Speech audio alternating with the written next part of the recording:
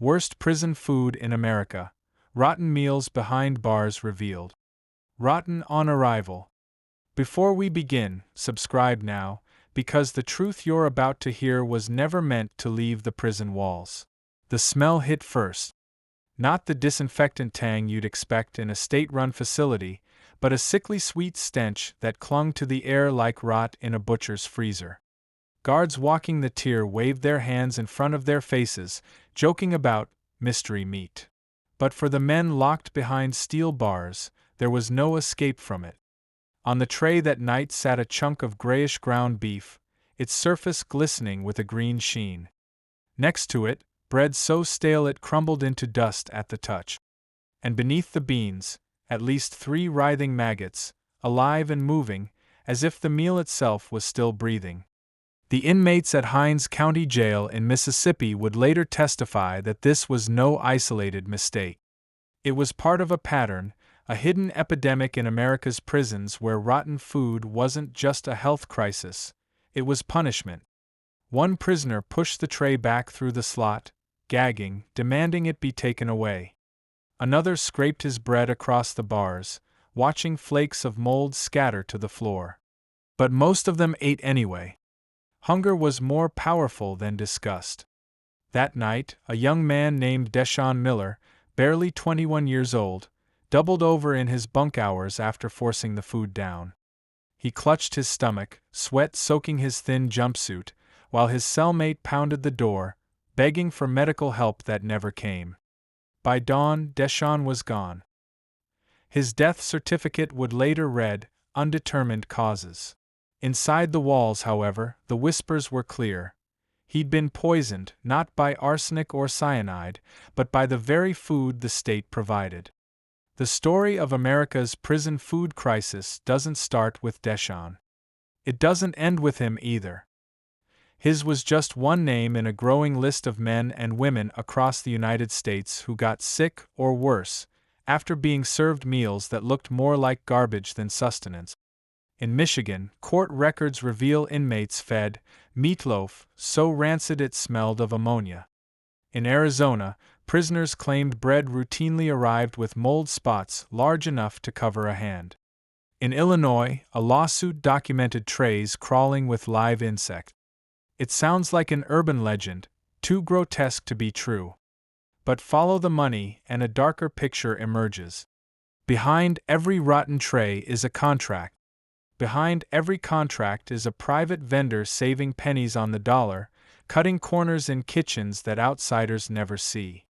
State budgets reward the lowest bidder. Lowest bidder means cheaper ingredients, thinner staff, and zero accountability once the kitchen doors close.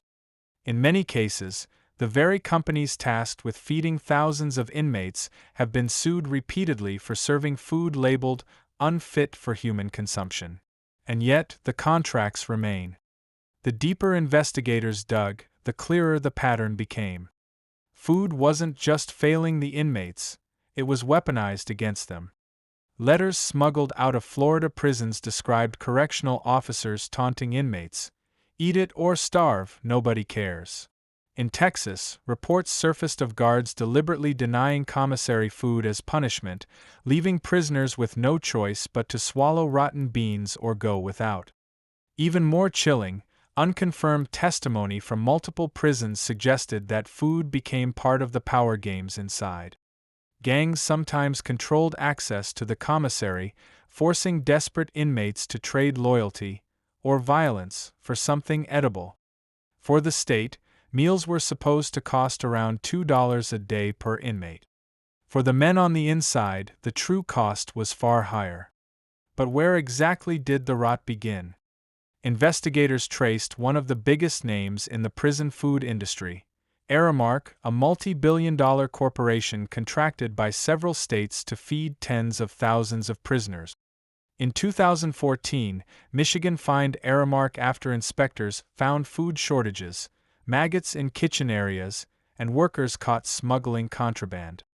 The company denied systemic wrongdoing, calling the incidents isolated. But the evidence kept stacking. Internal memos, whistleblower accounts, and inspection reports painted a portrait of negligence. In Ohio, the state's prisons director admitted to persistent food shortages under the same vendor. The issue wasn't just bad meals. It was the deadly silence surrounding them. When inmates filed grievances, most went unanswered. When families complained, officials told them their sons or brothers were exaggerating.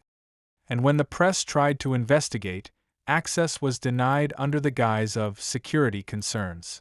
This was more than rotten meat. It was a system of secrecy. To understand the depth of the problem, you'd need to walk the chow halls yourself. Imagine rows of men, orange jumpsuits faded from too many washes, lining up with dented metal trays. The noise is deafening: shouts, the clatter of trays, the bark of officers. Then silence as the food lands. Some trays hold beans, watery and pale. Others carry slabs of unidentifiable meat, rubbery and slick. The smell drifts over everything, a humid, oppressive mix of sweat, bleach, and decay. One inmate at Rikers Island described it in a letter as like eating out of a dumpster that hasn't been emptied in weeks. Others weren't so restrained. They compared their meals to dog food, to roadkill, to punishment disguised as nourishment. And sometimes they were right. By the mid-2010s, lawsuits began to pile up. Inmates in Georgia filed a federal complaint alleging their meals contained spoiled milk, undercooked meat, and live cockroaches. In Arizona, a settlement revealed prisoners had been served bread infested with mold and potatoes slimy with rot. Public outrage flickered, but never lasted. Politicians shrugged. After all, these were prisoners. The People's Society had already decided to lock away. If their meals weren't perfect, who would care? But for those on the inside, every rotten tray told the same story. You don't matter, you don't deserve better, and no one will believe you. The turning point came in Louisiana, at the notorious Angola prison. Known as the Alcatraz of the South, Angola housed more than 5,000 men, many serving life without parole. In 2018, investigative journalists gained rare access to the prison kitchen. What they found was staggering. Rusted equipment, broken refrigeration, and bags of chicken past their expiration date dumped straight into cooking pots. One former cook confessed, "We used to scrape mold off bread and serve it anyway. If the meat smelled off, we drowned it in spices." Prison officials called the claims exaggerated. But photos smuggled out showed otherwise. Trays with congealed gravy, chicken legs oozing dark blood, and moldy bread stacked in bins. Angola wasn't alone. It was a mirror for what was happening across the country. As the evidence mounted, investigators noticed something darker still. Some inmates didn't just get sick. Some died. The official records often blamed pre-existing conditions: heart problems, liver failure, unknown infections. But families told a different story. They insisted their loved ones were healthy until the meals started making them sick. One grieving mother in Illinois recalled how her son wrote in his last letter, "Mom, the food here is killing us." It was dismissed as exaggeration. A week later, he collapsed in his cell. The story of America's prison meals was no longer about cost-cutting, nor even about negligence. It was about survival. Rotten food became a silent weapon, one that didn't need bars, chains, or beatings to break men down. Day after day, it stripped away dignity, strength, and hope until even the strongest cracked. For investigators, the hardest truth was this: the evidence was everywhere, but the accountability was nowhere. The trail of documents, state contracts, inspection reports, court filings, pointed to a hidden system where saving money mattered more than saving lives. But the most damning evidence wasn't on paper. It was in the testimonies of the men themselves. One of them, a former inmate named Carlos, finally agreed to speak on record. He described nights lying awake with hunger gnawing at his stomach, knowing the commissary was too expensive and the chow hall trays were crawling with rot. But Carlos had one more story to tell. The night before his release, he said he saw something in the prison kitchen that chilled him to the bone, something that suggested the rotten food wasn't an accident at all. What he saw would change everything. The kitchen secret. Carlos sat across the table, his hands trembling as if he were still back inside the chow hall. His release papers were fresh, his clothes still smelled faintly of bleach from the halfway house laundry. But when he leaned forward and lowered his voice, the fear was raw, as if the walls around him were still made of concrete and steel. "I shouldn't be telling you this," he whispered. But the food wasn't just rotten. It was rigged. For months, Carlos had worked in the prison's kitchen. Most inmates dreaded kitchen duty, but to him it was better than mopping tiers or scrubbing toilet. He thought it would mean access to extra food, maybe even a scrap of dignity. Instead, he walked into a world darker than anything he had expected. At first it seemed like simple negligence. Freezers that didn't work, storage areas overrun with cockroaches, boxes of powdered eggs decades past expiration. The staff treated it like business as usual. But what Carlos saw on his final night was different. That evening, a delivery truck rolled up, long after most of the prison was asleep. The boxes unloaded weren't the usual supplies. They weren't even labeled as food at all. Inside, Carlos swore, were containers filled with meat stamped, "not for human consumption." The words burned into his memory. Meat intended for animals, slaughterhouse waste, being cooked into stews for prisoners. They knew what they were doing, he said, his voice breaking. The guards, the contractors, all of them. We weren't just eating trash. We were eating poison. The claim sounded unbelievable, almost conspiratorial. But when investigators followed the paper trail, fragments of Carlos's story began to align with real documents. In several states, reporters had uncovered contracts where prison food vendors purchased discard-grade products, cuts of meat not legally allowed for sale in grocery stores. In some cases, USDA inspection stickers were missing altogether. In 2017, a whistleblower from Florida's correctional system alleged that prisons were buying expired chicken at bargain prices, then relabeling it as fresh. In Michigan, auditors documented at least one supplier caught passing off pet food grade meat as inmate meals. Was Carlos exaggerating? Maybe. But the pattern was undeniable. The deeper investigators dug, the more corruption surfaced. In Mississippi, officials discovered that one private food vendor had been billing the state for fresh produce, but delivering rotten vegetables pulled from discount bins. In Georgia, a warden was accused of skimming money from kitchen contracts in exchange for looking the other way. In Arizona, a scandal broke when photos emerged of maggots in kitchen drains, only days after the state renewed its contract with the same vendor. The profit motive was clear. By slashing food budgets to the bone, companies pocketed millions in taxpayer money. And because prisoners had no choice but to eat what they were given, the system kept running, quiet, efficient, hidden. But what Carlos described went beyond greed. His story hinted at deliberate cruelty. One night, he said, he overheard two kitchen officers joking as they dumped spoiled meat into a vat of chili.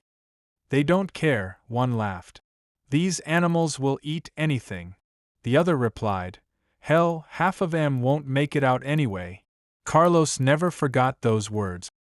To him, it was proof that rotten food wasn't an accident, it was punishment. A slow, invisible weapon used to break men down without leaving bruises. When reporters confronted prison officials, they denied everything. They blamed isolated incidents, human error, or a few bad apples. Yet the complaints kept coming. In New York, inmates testified that they were served meatloaf crawling with worms. In Alabama, prisoners described peanut butter so rancid it smelled like gasoline. In Illinois, multiple lawsuits cited outbreaks of salmonella traced back to kitchen meals. And then there was the mysterious case of 3 men at a prison in Oklahoma, all hospitalized within weeks of each other after eating chicken casseroles. Their symptoms matched food poisoning: vomiting, high fever, dehydration, but no official cause was ever released. Was it just coincidence? Or was it another sign of the hidden epidemic? For the families outside, the silence was unbearable.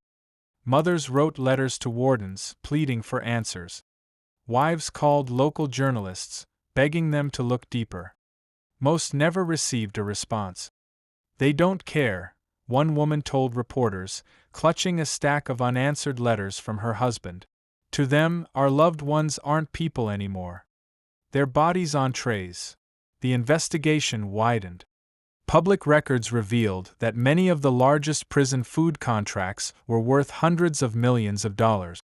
Aramark, Trinity Services Group, Compass Group. These corporations fed more inmates each day than some cities fed schoolchildren. Yet their kitchens were shielded from public inspection under security exemptions. That secrecy bred scandal after scandal. In Michigan, more than 30 Aramark employees were banned from state prisons for misconduct, including smuggling drugs and having inappropriate relationships with inmates. In Florida, whistleblowers accused Trinity of serving raw meat and infested rice. Still, the contracts rolled on.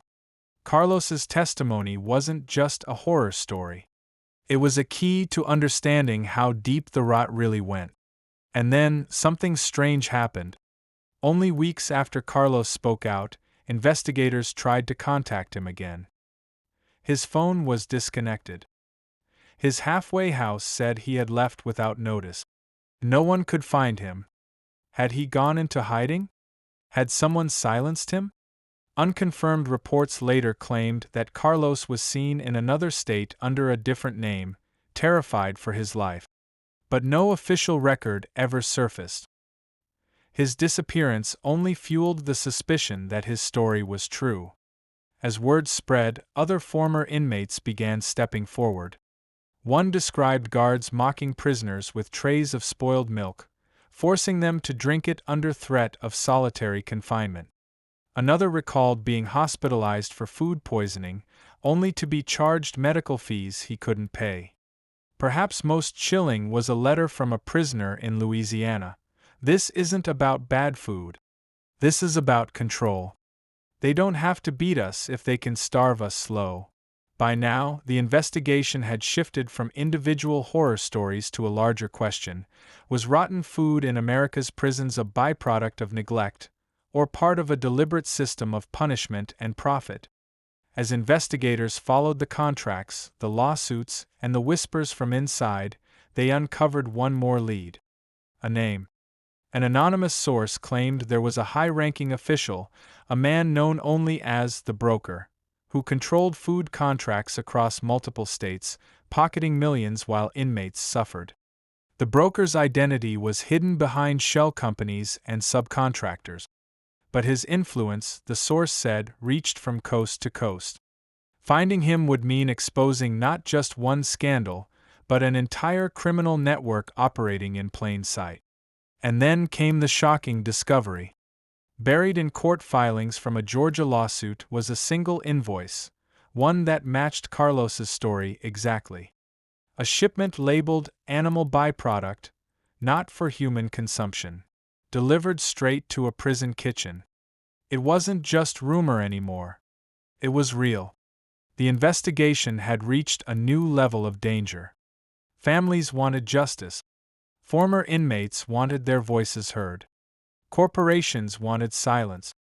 And somewhere out there, a man called the broker was pulling the strings. What investigators uncovered next would change everything, and prove just how far the rot had spread. The broker. Every prison has a kitchen. Every kitchen has a contract.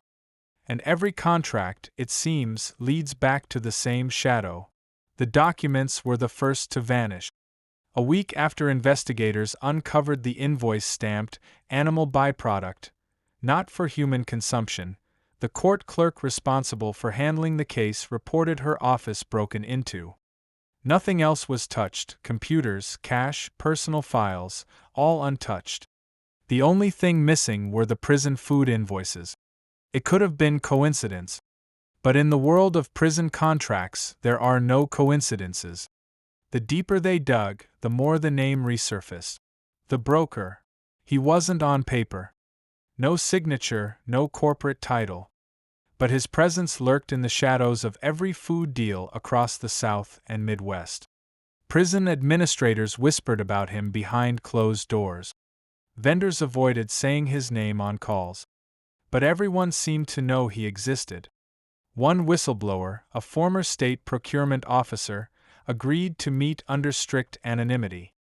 She wore sunglasses in the back corner of a diner and spoke barely above a whisper. They call him the broker because that's all he does. He brokers deals. Meat plants. Packaging warehouses. Even trucking companies. He sets the numbers, decides who gets the contracts, and makes sure the leftovers, the rotten stuff, finds its way into prisons. Cheap, hidden, untraceable. When pressed for details, she hesitated. Then finally admitted, he doesn't work for one company. He owns parts of them all. That's why he can't be touched. Meanwhile, families of prisoners began reporting intimidation. A mother in Louisiana, who spoke publicly about her son vomiting blood after prison meals, said her car was vandalized days later. In Georgia, 2 attorneys representing inmates in food-related lawsuits claimed their offices had been broken into, files stolen. The message was clear: stop digging. But the stories only grew louder. From coast to coast, letters poured in. Prisoners describing oatmeal infested with worms in Pennsylvania. Moldy hot dogs in Arizona. Coffee thinned to the color of dirty water in Texas. And then came the chilling testimony of a former corrections officer in Michigan. He claimed he once walked into the kitchen late at night and saw boxes stacked in the corner, labeled with red stamps, USDA condemned. When he asked about them, a supervisor laughed. Don't worry. Tomorrow it'll be chilly. But the most dangerous clue came from inside California. An anonymous package arrived at a journalist's office in Sacramento. Inside were photocopied contracts linking prison kitchens to a shell corporation registered in Nevada. The signature block was blank, but the listed broker agent matched a name whispered before: Victor Kane. Unconfirmed, but enough to finally put a name to the ghost. Victor Kane, if that was even real, was rumored to be a former lobbyist who disappeared from politics in the late 90s. The whispers said he built his fortune not by leaving government, but by learning how to exploit it. Food contracts were just the beginning. The danger escalated quickly. The journalist who received the package noticed she was being followed. Black SUVs parked near her office. Phone lines crackled with strange static. And one night, as she drove home, a note appeared under her windshield wiper: "You're feeding the wrong story." She went public, releasing the documents online before anyone could silence her. Within hours, they spread across forums, watchdog groups, and news outlets. And just like that, the broker's shadow began to flicker under the light. But exposure had a price. Only a week later, one of the whistleblowers who had testified about maggots in prison kitchens was found dead in his apartment. Official cause: suicide. Friends insisted he was optimistic, planning to move out of state. His laptop, containing years of notes on prison food scandals, was missing. Unconfirmed, but chilling. By now, the pattern was undeniable. Rotten food wasn't just a side effect of budget cut. It was part of a machine, a criminal network feeding on state contracts, protected by secrecy and enforced by fear. And in the middle of it all, the broker. For investigators, the next step was clear: trace the money. Follow the contracts, the shell companies, the sudden disappearances of files. Every line pointed to the same destinations: Nevada, Delaware, offshore account. Billions of dollars flowed through the prison food system like blood through veins, invisible but essential. The most disturbing discovery? Some contracts appeared to be bundled. Prison kitchens linked not only to food vendors, but to medical providers, commissary suppliers, and even funeral homes. As if someone, somewhere, had built an entire ecosystem profiting from prisoners' sickness and death. And then came the disappearance of Carlos. The man who first spoke about, not for human consumption, meat was gone without a trace. His friends claimed he'd been terrified of retribution. His name vanished from halfway house rosters. Even his probation officer refused to comment. Speculation swirled. Had he been silenced? Bought off? Or worse? His fate remained unknown. But his story lived on, fueling the fire. In one last desperate move, investigators subpoenaed records from multiple states. What they found left them stunned. Dozens of invoices, spread across 3 years, showing systematic shipments of condemned products to prisons in at least 5 states. It wasn't isolated. It wasn't rumor. It was a network. And at the center, the name Victor Kane surfaced again. This time tied directly to a consulting firm flagged by federal auditors for irregularities in prison food billing. Finally, they had a lead strong enough to follow. But just as the investigation closed in, the trail went dark. Servers were wiped. Documents vanished from state websites. Emails between procurement officers disappeared from archives. It was as if someone had pressed delete across multiple states at once. Who had the power to erase history so completely? The answer only led back to the same place. The broker. The story was no longer about rotten food. It was about power. The kind of power that could make men sick, erase evidence, silence whistleblowers, and still collect millions in taxpayer dollars. And the terrifying truth was this: if one man could control what went on a prisoner's tray, what else could he control? The next chapter would reveal just how far his reach extended, and how close investigators came to uncovering the darkest secret of all. The rotten empire. Rotten food wasn't the crime. It was only the cover. The night the subpoenas went out, the threats began. One investigator in Georgia returned home to find his front door ajar.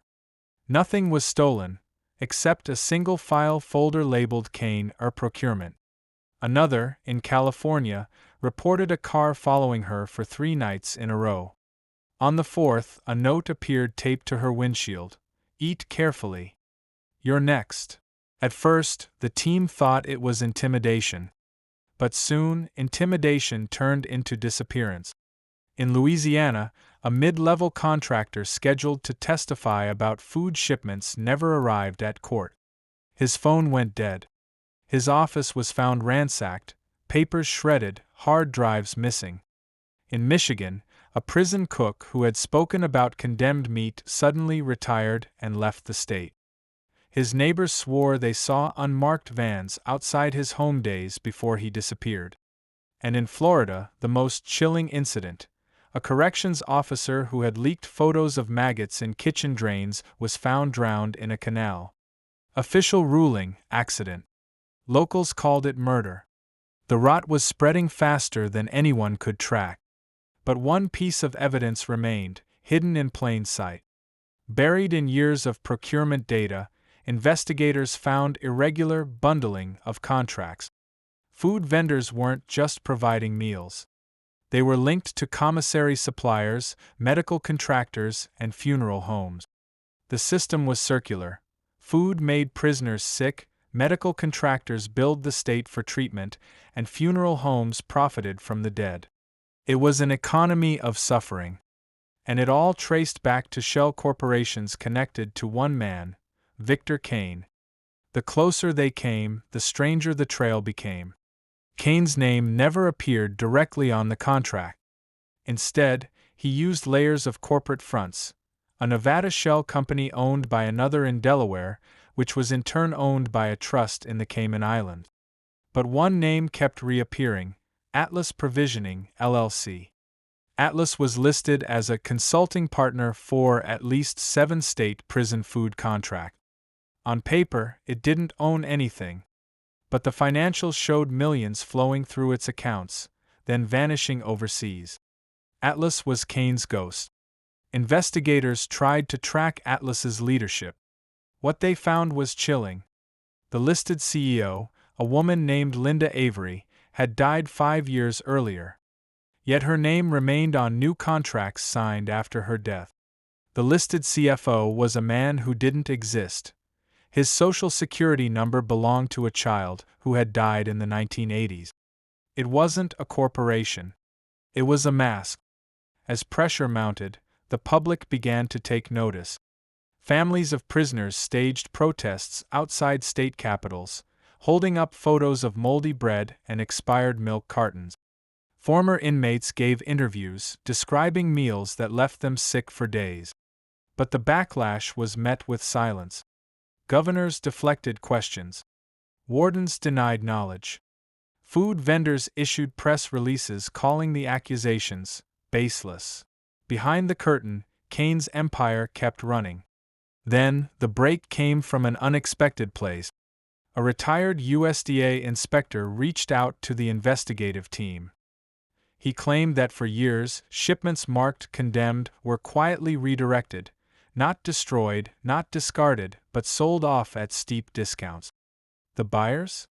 Intermediary companies tied to prison food contract. He had documents, shipping manifests, inspection reports, even photos of barrels labeled inedible beef loaded onto truck. But before he could hand them over, he vanished. Neighbors reported his house empty, mail piling up, lights off.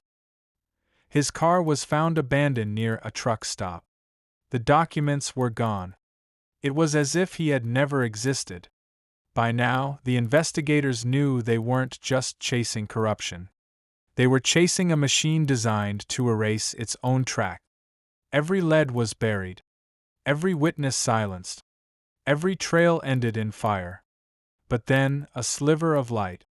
In late 2021, a prison riot in Alabama exposed something extraordinary.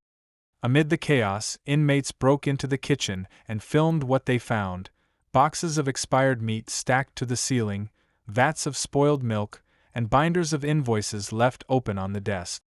The footage leaked online. Within hours, it went viral. And in those invoices was a name no one expected: Atlas Provisioning. Kane's ghost caught in the act. The public outcry was immediate. Lawmakers demanded answers. Families called for investigations. For the first time, the broker's empire was vulnerable. But Kane wasn't finished. 3 days after the Alabama footage leaked, a fire tore through the prison's administrative wing. The official report called it electrical. Insiders whispered it was deliberate. The binders, the invoices, the evidence, they were all gone. Still, the internet never forgets. Copies of the footage survived. And so did the questions. Who was Victor Kane? How deep did his empire run? And how many people had already been silenced to keep the rotten food flowing? For investigators, the answer lay in one final lead: a witness who had once worked directly for Kane himself. A man who had kept quiet for years, but was finally ready to talk. His testimony, if true, would unravel everything. But getting to him would mean stepping into Kane's world, and risking the same fate as Carlos, the USDA inspector, and every whistleblower before them. The investigation was about to reach its breaking point. The last meal. Every empire falls. The question is, who survives to tell the story? The witness was waiting in a diner off a lonely stretch of highway in Arkansas. He ordered no food, only black coffee, hands shaking as he stirred sugar into it that he never touched. His name was Mark Delaney, a mid-level accountant who once handled the books for Atlas Provisioning. He didn't look like a whistleblower. Balding, sweat stains on his collar, a man who carried himself like someone already half defeated. But his voice carried the weight of a man who'd seen too much and lived too long in silence. "I know who the broker is," he said. "And I know why you'll never touch him." For 2 hours, Delaney spoke. He described how Atlas wasn't just a consulting firm. It was a hub, a clearinghouse where state funds were funneled, skimmed, laundered, then redistributed through a web of companies that supplied prisons. Kane didn't just profit from rotten food, he profited from every stage of human suffering: the spoiled meat shipments, the commissary markups that forced prisoners to buy ramen at 5 times the retail price, the medical contractors who billed the state after prisoners got sick, even the funeral homes tied into contracts when inmates died. He built a system where the worse the food was, Delaney said, the more money he made. Sickness was profit. Death was profit. Rot was profit. But then came the twist. Victor Kane wasn't just a private broker. He wasn't some faceless ghost in the shadows. According to Delaney, Kane had once been a senior advisor in a governor's office, decades earlier. He used political connections to slide seamlessly into the prison industrial complex, hiding behind corporate fronts while collecting kickback. And the most chilling part? He never left politics entirely. Delaney claimed Kane still had allies in statehouses across the country, politicians who looked the other way because Kane's system kept their budgets low and their prisons managed. They know, Delaney whispered. They've always known. That's why nothing changes. The investigators finally had a name, a motive, and a network. It should have been the breakthrough. But Delaney never made it to court. 2 weeks before his scheduled testimony, his car was found wrecked off a rural road. No skid marks. No witnesses. The engine had caught fire. His body was burned beyond recognition. Official ruling, accident. Unofficial whispers, another silencing. The files he promised to deliver were never recovered. The case unraveled. Without Delaney, prosecutors couldn't link Kane directly to the contract. Without Carlos, the USDA inspector, or the vanished contractor, there were no living witnesses strong enough to hold up in court. The viral riot footage remained online, but officials dismissed it as isolated misconduct. Lawsuits dragged on for years, most dismissed, others quietly settled with no admission of guilt. And Kane? He vanished. His name disappeared from records. Atlas Provisioning dissolved, its assets transferred to yet another shell. The broker was gone. But the rot remained. Prisoners still lined up for meals. The trays still clattered onto metal tables. The bread still crumbled into dust. The meat still smelled off. Inmates still wrote letters to their families, describing food that even dogs wouldn't eat. Mothers still cried into telephones, begging for someone, anyone, to listen. And taxpayers still footed the bill, never knowing how much of it lined the pockets of men like Kane. The haunting truth is this: America's prison food crisis was never about food at all. It was about control. About reducing men to bodies, stripping them of dignity, feeding them not to nourish but to break them. Food became punishment. Punishment became profit. And profit became untouchable. In the final minutes of the documentary, a grainy clip plays, an inmate in Alabama filming the prison kitchen during the riot. He pans the camera over barrels of meat, stamped in red ink, not for human consumption. His voice shakes as he whispers, "They don't care if we die." No court ever convicted the broker. No politician ever stood trial. But for the men inside, the verdict was handed down every night at dinner, in the form of a tray of rotten food. And maybe, just maybe, that's the darkest crime of all. If you think this story was intense, you're not ready for what's coming next. Hit subscribe, because the next case we uncover will leave you questioning everything you thought you knew about justice.